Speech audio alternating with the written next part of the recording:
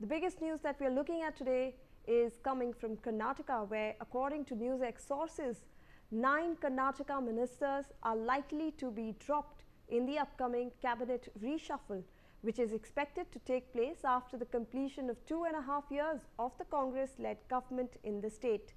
Ministers who are likely to be dropped from the cabinet during the reshuffle include Dinesh Gundu Rao, who is the Health and Family Welfare Minister in the cabinet government, H.C. Mahadevappa, who is the Minister for Social Welfare, Shivanand Patil, who is the Minister for Textiles, Sugarcane Development and Directorate of Sugar Agricultural Marketing, Sharanna Bappa Darshanapur, who is the Small Scale Industries and Public Enterprises Minister, Rahim Khan, who is the Minister for Municipal Administration and Hajj, S.S. Mallikarjun, who is the Minister for Mines, Geology and Horticulture, Thimapur Ramappa Balappa, the Minister for Excise of Karnataka, and K. Venkatesh, the Minister for Animal Husbandry and Sericulture. Lastly, T. Shivaraj Sangappa, the Minister for Backward Classes and Kannada and Culture. So these are some of the names that our sources have said that they might be included in the cabinet reshuffle that is likely to happen soon. Joining us on the broadcast is Satya Prakash, Congress spokesperson. Thank you, sir, for joining us. Mr. Satya Prakash, firstly, before we get into the details, I want to understand why this entire cabinet reshuffle was needed over there. I'm not sure that there will be a cabinet reshuffle as of now, but there are rumors and a lot of media have been reporting such this thing. Any government which is nearing the halfway mark, definitely there will be a performance appraisal. There's no doubt that this government as a whole, when it comes to its appraisal, has done a fantastic job as far as our 5 guarantees are concerned. The way we have protected the social fabric of the state, the way Karnataka is the second highest FDI contributor to the country. It is the second highest job creator in this country. It is the second highest contributor to the central exchequer as far as taxes are concerned. Keeping all this, and if you see, it is the second highest, per capita after Telangana. Both Congress-ruled states are having the highest per capita in this country. And if you look at all these parameters, the government as such has done a wonderful job. I think any government which comes closer to its halfway mark, there will be so many aspirants in the party who would have missed the bus in the first phase when the first expansion took place. So definitely there is nothing wrong. No, every party will be looking at opportunities to be given to its MLAs. And if what you are all saying is right, I am not sure. I am not privy to such information.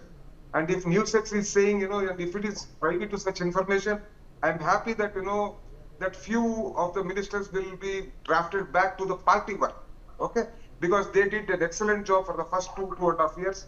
And the new faces might be taken in so that a win-win situation will be there, so that we would have given, empowering, we would have empowered a lot of MLAs over a 5-year period. There is a saying, if you do things that you have always done, you get results that you have always got. With this, we got this result. If you want better result, we can always, get a new team, and there is nothing wrong with it.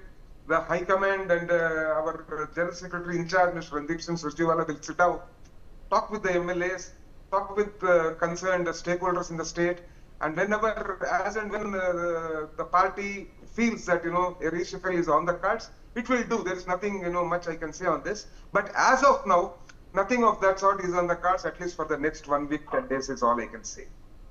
Mr. Satya Prakash, even though it is very likely and there is no official confirmation of this cabinet reshuffle, but if we look at this, they are saying that it will be based on the Kamaraj model that has been in place, and they will be in fact looking at old faces going back to the party, strengthening the organizational entire process, and they will look at younger new faces to hold these ministerial positions. And our sources are telling us that there are in fact 9 cabinet ministers who might actually be losing their places. So how do you look at that? The way things are going on in Karnataka, the way people of Karnataka are happy with this government, there is every chance that Congress will return back to power in 2028. Because all sections, the Dalits, the OBC, the minorities, the poor, the women, the youth, everyone are happy with this government. And it is at this moment that we need to put a lot of effort on our organization.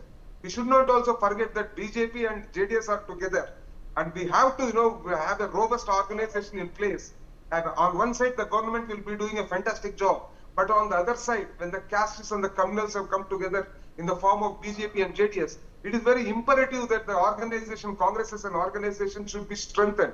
And it is very important that, people who know the in and out of organization building, if few of the senior ministers come back to the party and build the party in the run-up to the 2020 election, there would be nothing like it. Congress knows that it has a glorious chance of, repeating its performance in 2028. And that is why, there are talks that, few of the ministers who are, known campaigners have to be drafted back to the party work. If such a thing happens and if Comrade is the model that our party is going to take, there is nothing wrong in it.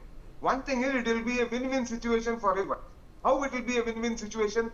The new faces will get into the cabinet so that, they will know what they will have a chance to do whatever possible in the next 2.5 years. The senior ministers who in for the last 2.5 years will go back to the party and make sure that Congress returns to power in 2028. And that is a win-win situation for both the old-timers and the new-timers and the party cadre as a whole, because in that case we would be, in power for 10 years and we would have succeeded in keeping the castes and fascists away from Karnataka at least. Right. Mr. Satya Prakash, please stay on with us. Joining me on the broadcast is also Anand Gurumurthy. He is the BJP spokesperson. Thank you for joining us, Mr. Gurumurthy. I want to understand your perspective on this likely cabinet rejig that is going to happen in Karnataka Congress. How do you look at it? See, daily morning Congress comes up with one news stack and runs it for the whole day. It's basically trolling that they're doing from the last 2.5 years. They don't do any development. You see the roads of Bengaluru, you see the Karnataka state maintained roads in entire Karnataka. And then you see the farmers' plight because of the unseasonal rains that we saw and excessive rains that we saw. Everywhere the government is absent. Everywhere the government is absent, and they say guarantees. Also, people are complaining that none of the guarantees are reached in time, or sometimes they are skipped. Then there are many private individuals who work for the government on contract. They have not been paid from months in many departments, but still the ministers of those departments are continuously trolling others and making a living out of it. So basically this has become a trolling government, that's all. Okay, from 2.5 years, they come up with one tagline every morning, run it for the entire day. They confuse the media. Through the media, they'll confuse the people also. Basically, who becomes minister, who becomes something else is not of our interest as the principal opposition party, Bharatiya Janata Party in Karnataka. We are interested in what development are they doing. Mr. Satya says that per capita income is very high. Karnataka per capita income has been high from a very long time. Decades together, Karnataka per capita income has been high. Nothing to pat the back of Mr. Siddaramaiah and his cabinet. It is the hard work of the people of Karnataka that we are seeing the fruits today. And even from Jaichamarajendra Warrior's time, the Mysore king, he had ensured that Karnataka was at the lead front in this country. And it has been doing good all these years. But now, if you see, the government spending into development activities has gone really low. The amount of business we could have started and nourished in this state, in this boom time that we are seeing, like one of the Google centers of 1,35,000 crores just went to Pondicherry. It would have, even we have a very beautiful coastline, we could have had it in one of our districts here. But none of the things these ministers think. Finally, they are telling one more thing, that today they have left one more cat among the pigeons, saying that, okay, there will be a cabinet reject. I don't know what they will do. We are not interested in whether they are going to change the ministers. It is the chief minister himself who is not interested in the upliftment of the people in this state. And they run all kinds of surveys everywhere. There is some goof up, something, and every day they become a joke. And finally, they come up with some sentence like this and make fun of people. That's it. Right. This government is anti-development and anti-people. Mr. Gurumurthy, please stay on with us. I'd like to circle back to Mr. Satya Prakash. You heard your counterpart over there. They have raised some allegations that the government needs to focus on development of the state. I want to pose a question to you. Do you think the young voices that you will be seeing in this likely rejig, they will be able to handle the governments going forward? Because you're saying that we want to focus on the 2028 elections. The senior people will be involved in that. So will the young, Turks be able to handle these demands of development?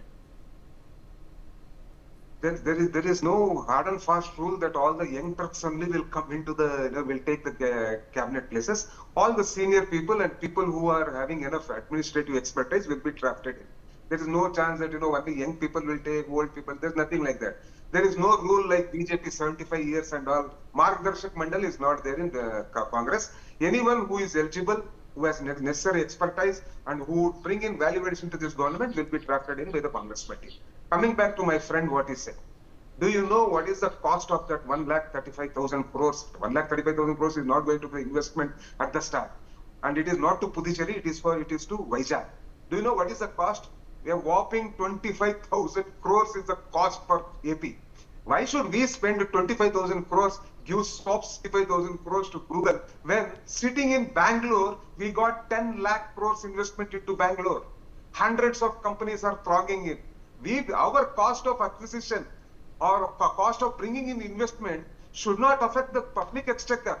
It is not, we are responsible for each and every pie. Why should I offer Google, land prices at 25%? Why keep my funds? We don't want to cheat.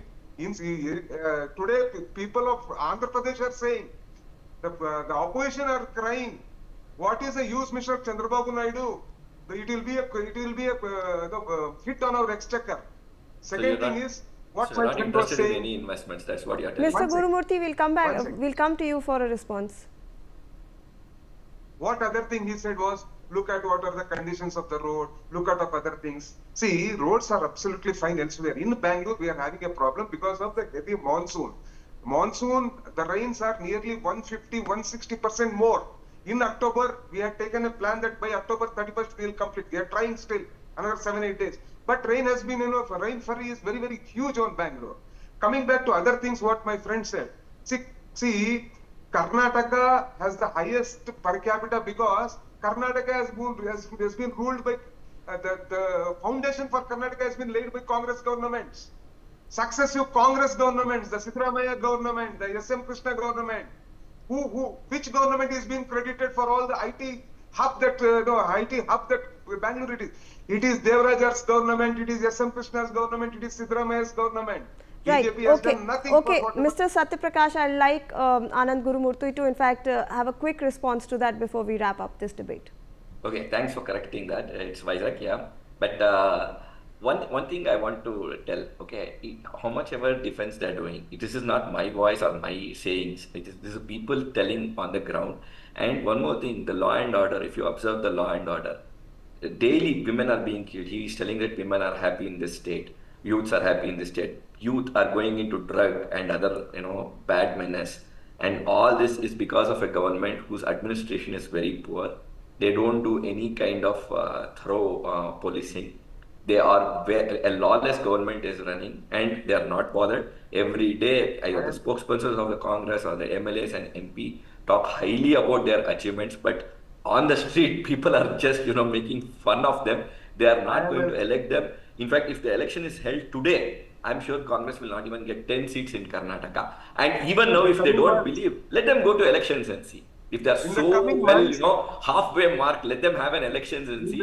And then we will see. Now, Mr. Satyaprakash will tell, no, we have 130 seats, just like arrogant comments will come from your Congress end. But let me tell you very clearly that this program of yours, whatever you did for 2.5 years, has been rejected by the people. And every day you are trolling people by giving out some messages that the okay, Mr. Satyaprakash and Mr. Anand Gurumurthy, I thank you for all your insights into this story.